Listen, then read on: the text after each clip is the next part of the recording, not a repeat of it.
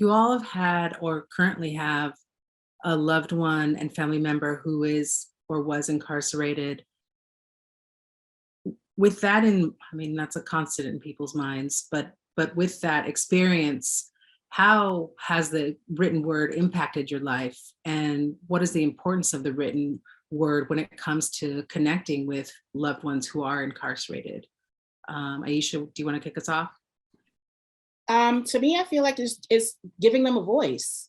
You know, as I mentioned in the beginning of our conversation, the positive feedback that I'm hearing from individuals that didn't even participate in the book, just simply read it, you know, the excitement and the joy and just the pride that they have of finally, you know, someone is allowing me a space to share my story. You know, someone is allowing me to say what I'm going through, how I'm feeling, and you know what this experience has been for me. So it's been such a gratifying experience, and I'm just so grateful that we were able to do this because it's necessary. And I really hope that we can continue on to not only shine a light on mass incarceration, but shine a light on these individuals who have been thrown away by society. Because at the end of the day, that's what it feels like to a lot of these people when they're incarcerated, because you're shipped away, hours away from your family. You know, your family, a lot of the times, not no fault of theirs, but it's out of sight, out of mind type of situation.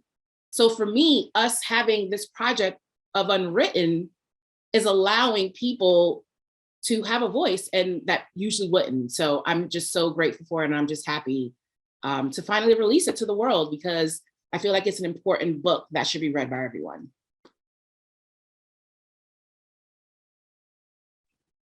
Armando, do you want to speak to that?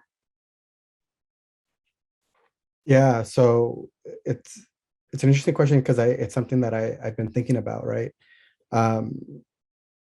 As I'm currently in school and I think about just, you know, the next stages of like dissertation and things like that. And for me, it's been really about like I have privilege, right? In the ability that I can speak, and maybe my voice can get heard, right? But just because these folks are, you know, incarcerated or behind, you know, closed, you know, walls, like they still have a voice, they still have experiences, they still feel. And I feel like it's important, you know, like we to like amplify those experiences, the voice. To me, that's just kind of what resonates the most. It's like just because you're behind closed, you know, in prison, doesn't mean that your voice doesn't have value. Like your voice has a lot of value.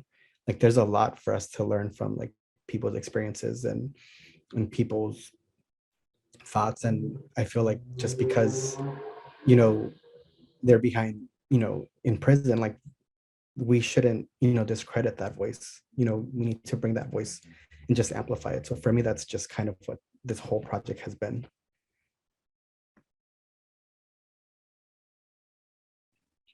And Ashley, what are your thoughts? I just want to echo with what both Iisha and Armando mentioned. I agree with that totally. I believe that we do sit in a lot of privilege of being able to create a book, to have the knowledge, have the resources, especially with having an expert like Iisha and a part of our group. And unfortunately, we all have, you know, not all of us will be able to write a book, right?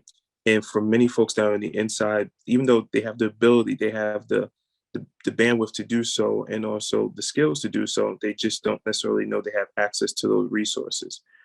And key thing about this book is allow people to share their story that otherwise wouldn't been able to share their story with anyone else, and allow them to do it in a way that's unfiltered, you know, where there's no one over you saying, hey, make sure you say this or say that, you know, just kind of like speak from your heart, let us know how you feel and share that with us. And I think that's important. And also what Iisha mentioned before about mental health. And I think we have to remove the stigma around it. And I believe this book will allow us to begin to have those conversations as it pertains to folks that are incarcerated. Because when you tell someone I'm living a healthy lifestyle, or I'm working on my health or my fitness, they typically think of you not with a chronic illness or a chronic disease, but you're instead working to prevent those things from happening. And I think we need to reverse how we look at mental health, that it's the same thing. If I'm working on my mental health, I'm working to avoid a chronic diagnosis. I'm avoiding to get myself to a position where I'm very deep in depression, and other things tend to come from it as a result. So these are exercises in mental health, no different than we do running for our physical health.